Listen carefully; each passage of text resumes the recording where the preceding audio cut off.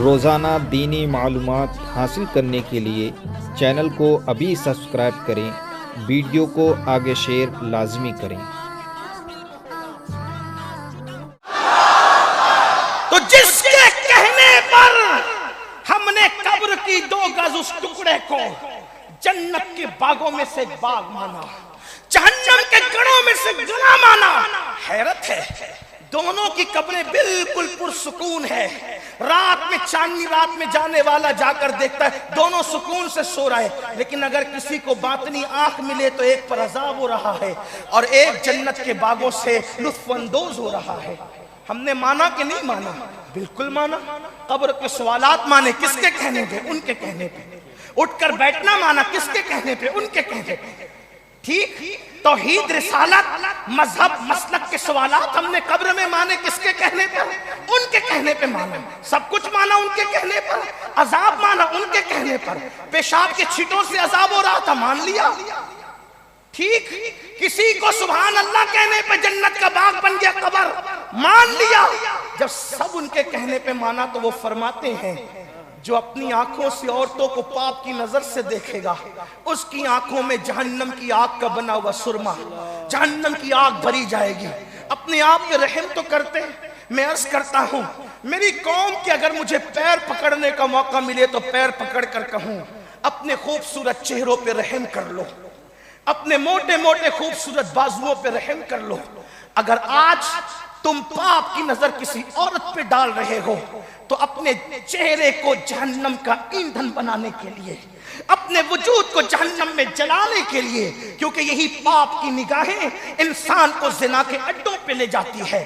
بلکہ آپ کو بتاؤں آج میرے پیارے بھارت ملک ہندوستان ہی نہیں بلکہ پوری دنیا کے یہ حالات ہو گئے کہ 16 17 سال کے نوجوان بچے اور بچیاں زنا کے اڈوں پہ نظر آ رہے ہیں، زنا کے اڈوں پہ نظر آ رہے ہیں۔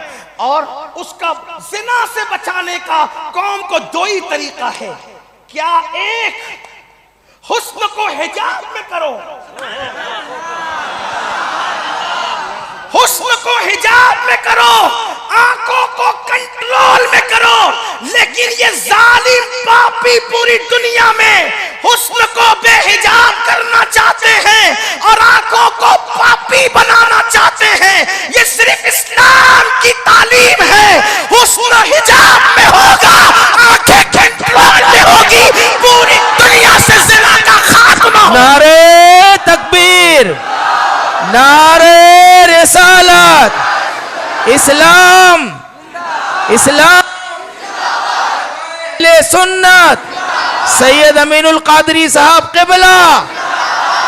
لوگ کہتے ہیں حسن کو حجاب میں رکھنا ظلم ہے۔ میں نے کہا ظلم ہوتا تو حسن کامل حجاب میں کیوں ہوتا؟ حسن کامل، حسن ازلی،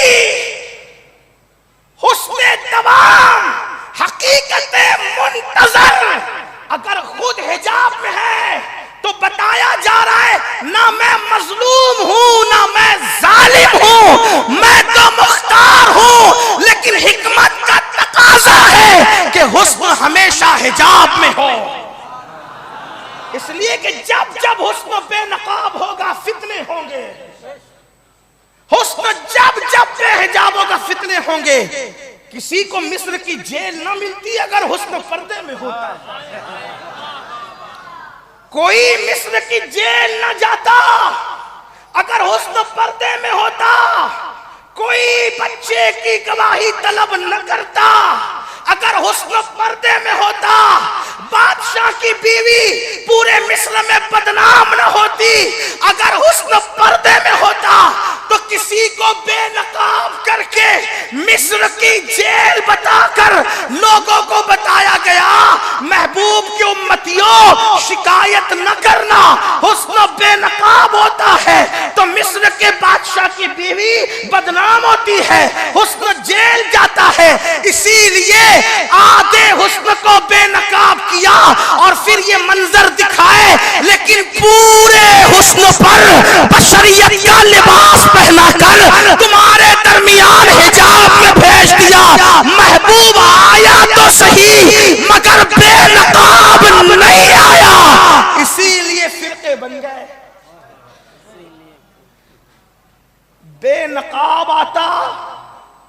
توحید جاتی لوگوں کی اللہ ماشاء اللہ، اور بے حجاب آیا اور بے حجاب آتا تو لوگوں کی توحید جاتی. تھوڑی مشکل بات ہے، تصوف کی کر رہا ہوں، لیکن با حجاب آیا تو لوگ رسالت ہی سے چلے گئے، ہے نا. میں لوگوں سے کہتا ہوں کہا یہ فرقے کیوں بنتے؟ میں نے کہا ان کے با حجاب آنے سے، ان کے با پردہ آنے سے فرقے بنے. کہا وہ کیسے؟ میں نے کہا وہ اس طرح سے کہ اگر کوئی با نقاب آئے آپ کی اولیاء مسجد میں نقاب ڈال کے آئے، لوگ تو پہلے نقاب کا بڑا مذاق اڑاتے تھے، لیکن اب خود بھی نقاب میں ہے بیماری سے بچنے کے لیے. نادان، جسمانی بیماری سے بچنے کے لیے اگر نقاب منہ پہ ڈالا جا سکتا ہے تو دل کی بیماری سے بچنے کے لیے بھی کسی کو نقاب میں رہنے دو نا. ہاں جب آنکھیں ایسی ہو، اچھا یہ بات بھی کہہ دوں، جب آنکھیں غیر معتبر ہو تو حسن کو حجاب میں رہنا چاہیے. توجہ فرما لیں آپ، حالانکہ میرا عنوان وہ نہیں، میں جلدی سے چلنا چاہتا ہوں وقت میں گفتگو ختم کرنے کے لیے. لیکن آنکھیں اگر غیر معتبر ہو تو حسن کو حجاب میں رہنا چاہیے، اسی میں کائنات کا نظام سلامت ہے. لیکن آنکھیں باصلاحیت اور حقدار ہے تو پھر وہاں حسن ازل کو بھی بے نقاب ہونا چاہیے. اسی لیے تو لامکان کی بلندیوں پہ بلا کے کہا تو مجھے دیکھ لے میں تجھے دیکھ لوں، دیکھنے کا مزہ آج کی. نعرہ